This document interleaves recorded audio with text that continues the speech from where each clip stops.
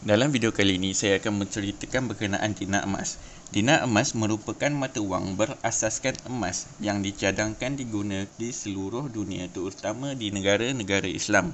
Istilah ini dipilih kerana berdasarkan mata wang Islam yang pernah digunakan di negara Madinah Al-Munawwarah pada zaman Nabi Muhammad lagi. Dinar emas telah diperluaskan lagi pada zaman Khulafa Ar-Rashidin yang tersebar dari Afrika Utara, Andalusia hingga ke Bukhara, Delhi dan Asia Tenggara kemudiannya. Dr. Mahathir Mohamad semasa menjadi Perdana Menteri Malaysia telah melihat kebaikan dinar emas untuk digunakan sebagai wang seragam dan sama nilai sejak 2003 lagi. Tetapi pada ketika gagasan ini agak baru, ia dipandang remeh dan dilihat sebagai saingan dan meniru euro dolar di Eropah. Dinar emas disasarkan kepada negara-negara Islam yang menyertai OIC. Dinar emas diharap menjadi mekanisme pasaran global yang dapat mengatasi masalah penyangga mata wang yang berleluasa di setiap pasaran saham. Negara-negara Islam yang banyak mengeksport petroleum diharap dapat menjayakan wawasan murni yang pernah digunakan oleh Rasulullah SAW. Dalam Al-Quran dan Hadis, penggunaan dinar dan dirham ada tercatat dalam Al-Quran, dan di antara ahli-ahli kitab ada orang yang kalau engkau amanahkan dia menyimpan sejumlah besar harta sekalipun, dia akan mengembalikannya dengan sempurna kepada kamu. Dan ada pula di antara mereka yang kalau engkau amanahkan menyimpan hanya 1 dinar sahaja pun, dia tidak akan mengembalikannya kepada kamu, kecuali kalau kamu selalu menuntutnya. Surah Ali Imran ayat 75. Dan setelah berlaku perundingan dan adik-beradik Nabi Yusuf telah menjual Yusuf dengan harga yang murah, iaitu beberapa dirham sahaja. Surah Yusuf ayat 20.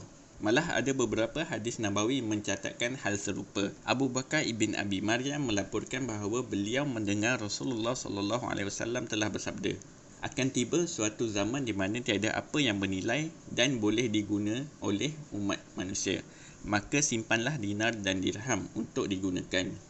Hadis riwayat Musnad Imam Ahmad Ibn Hanbal. Emas dan perak merupakan wang yang paling stabil pernah digunakan manusia. Daripada awal tamadun Islam sehingga hari ini, nilai emas dan perak sangat stabil serta sangat menarik perhatian. Seekor ayam berharga 1 dirham ketika zaman Nabi Muhammad SAW, zaman perkembangan Islam negeri Arab serta zaman ketamadunan Khalifah Islam. Hari ini seekor ayam masih berharga 1 dirham di kebanyakan tempat di seluruh dunia apabila dibandingkan dengan nilai harga ayam runcit semasa. Sekaligus ini merupakan inflasi sifar dalam jangka masa 1400 tahun.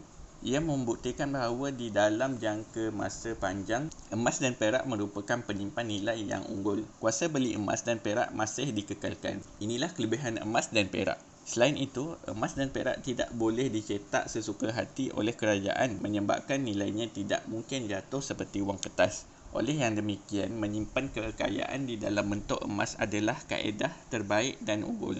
Dolar Amerika diterima di kebanyakan negara, terutama di negara-negara sedang membangun, tetapi harga pasarannya tidak menentu dan berubah-ubah dengan cepat.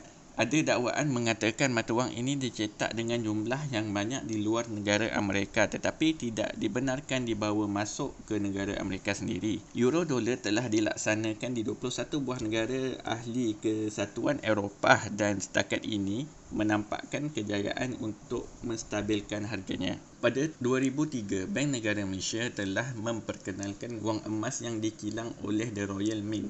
20 September 2006, Kerajaan Negeri Kelantan telah menjual kepingan-kepingan dinar yang dibuat daripada emas tulen 22 karat. Di Tanah Melayu, Kerajaan Kelantan pernah membayar ufti kepada Siam di Ligor. Ufti ini dalam bentuk bunga-bunga yang diukir daripada emas. Kerajaan Melayu Melaka juga dikatakan pernah membayar ufti kepada Siam dan China. Ufti ini dalam bentuk pokok bunga daripada emas. Perjanjian perdagangan antarabangsa menghalang penggunaan emas dan perak sebagai mata wang. Kekurangan kemahiran teknikal untuk menentukan nilai emas.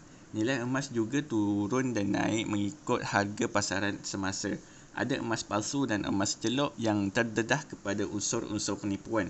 Nilai emas mampu menyaingi sistem monetary konvensional. Kononnya dinar emas berat berbanding shilling. Jika jumlah yang banyak, ia mudah terdedah kepada rompakan, dileburkan dan tidak dapat dikesan lagi. Jumlah kepingan dinar emas di dalam pasaran tidak dapat dipastikan kerana banyak bengkel boleh mencairkannya untuk dijadikan barang perhiasan.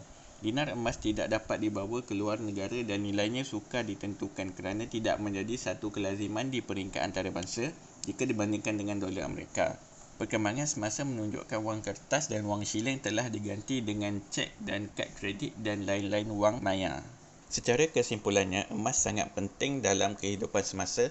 Simpanlah emas walaupun 1 dinar. Okey, so bagi yang berminat untuk mendapatkan artikel-artikel lebih lanjut, bagi mendengar artikel-artikel lebih lanjut, boleh follow kami, boleh like Facebook kami, boleh like dan subscribe channel YouTube kami. Jumpa di video akan datang.